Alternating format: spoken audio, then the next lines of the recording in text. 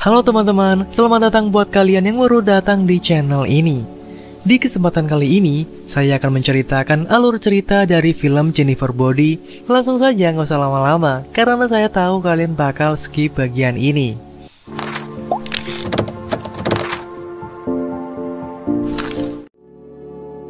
Film diawali dengan diperlihatkan seorang wanita cantik bernama Nidi. Nidi ditahan di rumah sakit jiwa karena memiliki masalah mental dan juga cepat marah. Selama di rumah sakit jiwa, Nidi kerap kali melukai para perawat dan penjaga di sana, sehingga dirinya juga sering dimasukkan ke ruang isolasi.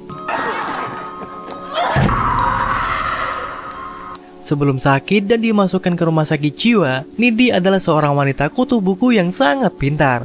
Walaupun pintar, Nidi juga sering dianggap sebagai wanita aneh oleh teman-temannya di sekolah. Nidi tinggal di sebuah kota kecil bernama Devil's Kettle.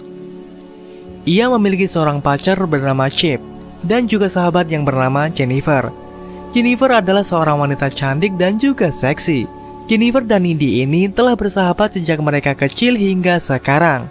Mereka ini seperti saudara kandung hingga membuat teman-teman sekolah mereka menganggap mereka berdua adalah pacaran lesbi. Suatu hari, Jennifer mengajak Nidi ke sebuah bar yang bernama Melodyland, di mana sebuah band favorit Jennifer akan tampil. Malamnya mereka berdua sampai di bar itu dan terlihat mereka berdua ngobrol dengan vokalis band itu. Saat Jennifer pergi untuk mengambil minuman, Nidi lalu mendengar percakapan dari anggota band yang mengatakan bahwa Jennifer sudah tidak perawan.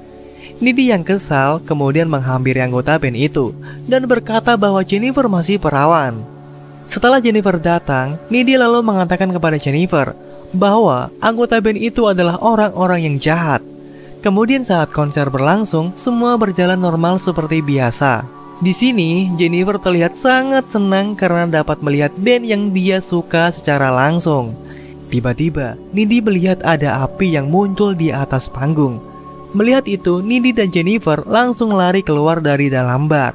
Sesampainya di luar, mereka dihampiri oleh vokalis band itu yang mengajak Jennifer untuk masuk ke dalam mobilnya. Nidi berusaha menghalangi sahabatnya itu untuk pergi. Namun Jennifer bersikeras untuk pergi dan meminta Nidi untuk diam dan tidak ikut campur dalam urusannya.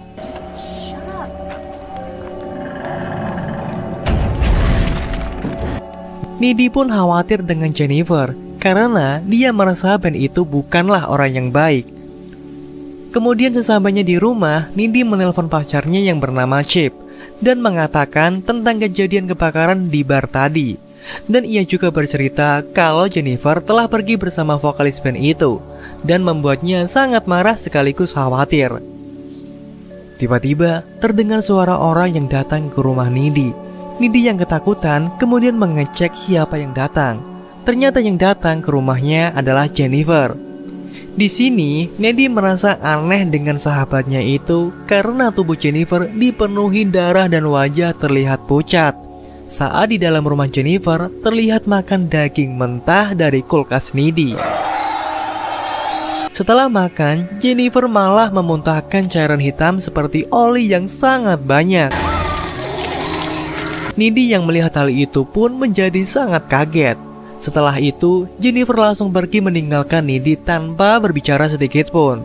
Pada keesokan harinya, terlihat semua siswa merasa sangat sedih dengan kejadian kebakaran yang terjadi di bar yang menewaskan banyak orang. Di sisi lain, terlihat Nidi yang masih memikirkan pada sahabatnya Jennifer semalam. Tak lama setelah itu datanglah Jennifer yang menghampiri Nidi dengan keadaan baik-baik saja. Nidi yang masih bingung lalu bertanya pada Jennifer tentang kejadian semalam. Saat Jennifer datang ke rumah Nidi dengan keadaan yang aneh, Jennifer lalu berkata pada Nidi mungkin itu hanya halusinasinya saja.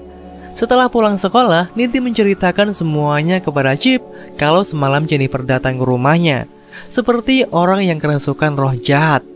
Mendengar cerita itu, Chip malah menganggap pacarnya itu sedang mengarang. Di tempat yang berbeda, diperlihatkan Jennifer yang sedang menemui Jonas yang masih bersedih karena sahabatnya meninggal dalam kejadian kebakaran di bar waktu itu. Dengan kecantikan dan keseksian tubuhnya, Jennifer menggodai Jonas dan mengajaknya untuk pergi ke hutan. Jonas yang sudah sakne pun mengiyakan permintaan Jennifer itu, dan mereka pun pergi berdua ke tengah hutan. Sesampainya di tengah hutan, Jonas yang sudah sakne pun berpikir bahwa mereka berdua akan melakukan pagelaran budaya atau bermantap-mantap pria. Namun di sini Jennifer berubah menjadi sosok yang menyeramkan dan kemudian memakan Jonas. Aduh, gagal ngecrot ya bro. Seorang guru yang mendengar teriakan Jonas kemudian berpikir bahwa Jonas sedang meluapkan kesedihannya. Guru itu pun langsung bergegas pergi menemuinya. Sesampainya di hutan, Pak Guru malah kaget dengan kondisi Jonas yang sudah tewas dengan keadaan yang sangat mengenaskan. Terlihat tubuh Jonas tercabik-cabik dan isi perutnya keluar. Setelah membunuh Jonas, terlihat wajah Jennifer bertambah semakin cantik dan bohai. Scene pun berpindah ke Chip yang sedang menelpon Needy untuk bertemu dan membicarakan tentang kematian Jonas yang mengerikan itu.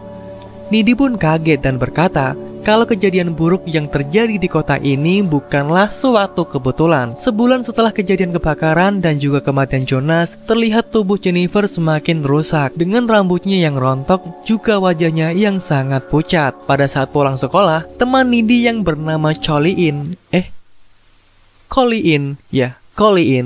mencoba untuk mengejar Jennifer untuk pergi berkencan dengannya. Awalnya Jennifer menolak, namun setelah Needy berkata kepada Jennifer bahwa Colleen cukup tampan, kemudian Jennifer mau diajak kencan dengan Colleen. Colleen.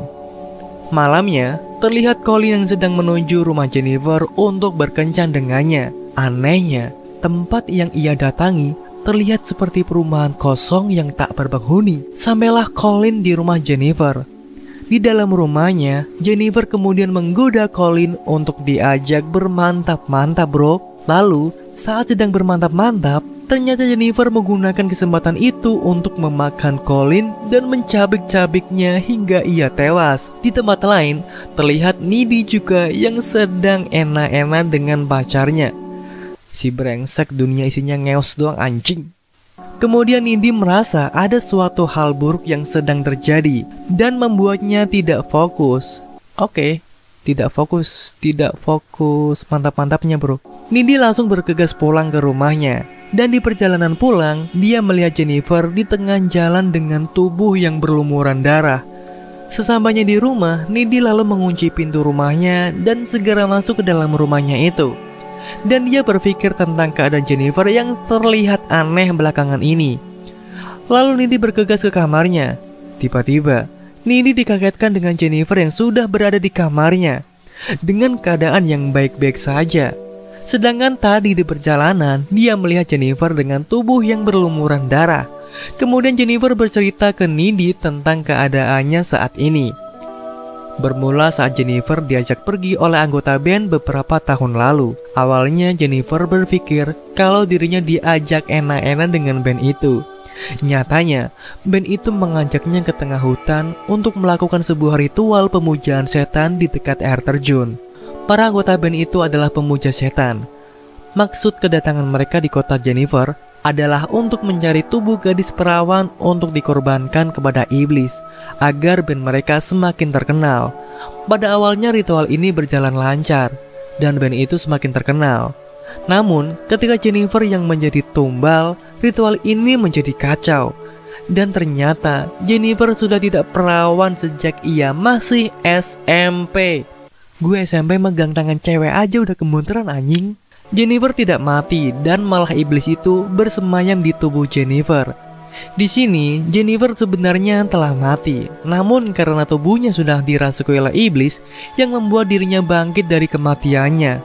Karena telah mati, membuat Jennifer setiap bulan harus memakan tubuh manusia agar dirinya bisa cantik kembali. Dan dia juga berkata kepada Needy bahwa malam hari saat Jennifer datang ke rumah Needy hanyalah untuk menakut-nakutinya. Setelah mendengar cerita Jennifer, Needy merasa sedih karena tidak bisa menyelamatkan Jennifer. Jennifer kemudian bilang ke Needy bahwa dia akan menyakiti Needy yang merupakan sahabatnya. Dan dia juga menambahkan bahwa dirinya saat sudah kenyang, dia akan kembali ke bentuk semula untuk menjadi cantik dan lebih kuat dari sebelumnya. Di sini, Jennifer memperlihatkan ke Needy saat tangannya dilukai. tangannya akan segera sembuh dan kembali seperti semula, tanpa ada bekas luka sedikit pun. Nidi kemudian bingung dengan perkataan sahabatnya itu. Setelah percakapan itu, Nidi kemudian meminta Jennifer untuk pulang ke rumahnya. Keesokan harinya, saat di sekolah, Nidi pergi ke perpustakaan untuk mencari tahu tentang apa yang terjadi kepada Jennifer.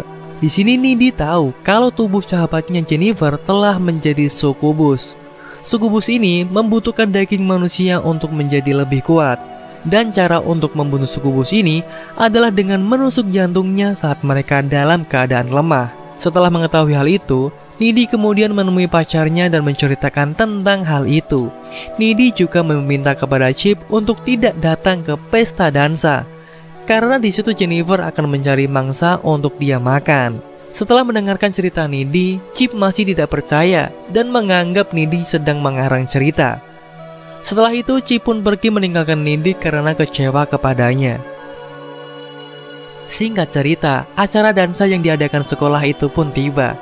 Nidi pun berangkat ke pesta dansa sendirian untuk mengawasi Jennifer. Setelah sampai, Nidi kemudian menemukan Jennifer. Di tempat lain diperlihatkan Chip yang akan berangkat ke pesta dansa. Dia terlihat berjalan sendirian ke arah sekolah. Tiba-tiba Chip dihalang Jennifer. Jennifer kemudian bilang ke Chip kalau Nidi telah berselingkuh dengan Colin tanpa sepengetahuannya. Chip yang mendengar hal itu kemudian merasa sedih dan sangat kecewa kepada Nidi. Lalu Jennifer mengajak Chip ke tempat sepi. Sesampainya di sana, Jennifer langsung melemparkannya ke dalam kolam untuk dia makan. Nidi yang berada di pesta dansa merasakan kalau kekasihnya Chip sedang dalam bahaya. Di sini pasti kalian bingung dengan Jennifer. Pasalnya di scene awal pesta dansa, Jennifer sudah ada di pesta bersama Nidi. Tapi kenapa tiba-tiba Jennifer berada di tempat sepi dan bertemu dengan Chip? Pasti kalian bingung kan? Sama gue juga bingung. Oke, lanjut. Kemudian Nidi bergegas ke rumah Chip. Namun ibunya mengatakan bahwa Chip telah pergi ke pesta dansa tadi. Mendengar hal itu, Nidi kemudian berlari dan mencoba cari tahu keberadaan dari Chip. Tak lama kemudian, Nidi berhasil menemukan Jennifer yang sedang memakan tubuh Chip. Nidi yang melihat hal itu langsung berusaha menyelamatkannya.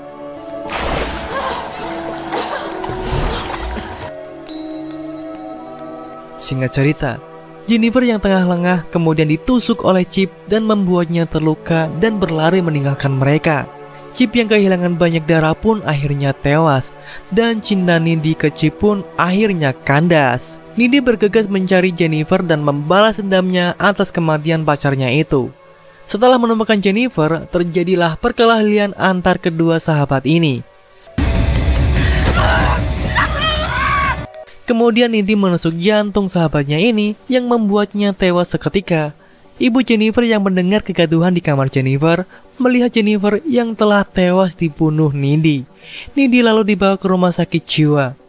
Pada akhirnya, kita diperlihatkan bahwa Nidi bisa terbang karena Nidi mendapat luka gigitan dari Jennifer yang membuat Nidi memiliki sebagian kekuatan iblis. Nidi pun menggunakan kekuatannya untuk keluar dari rumah sakit jiwa. Setelah itu, Nidi mencari anggota band di awal film tadi dan membunuh seluruh anggotanya.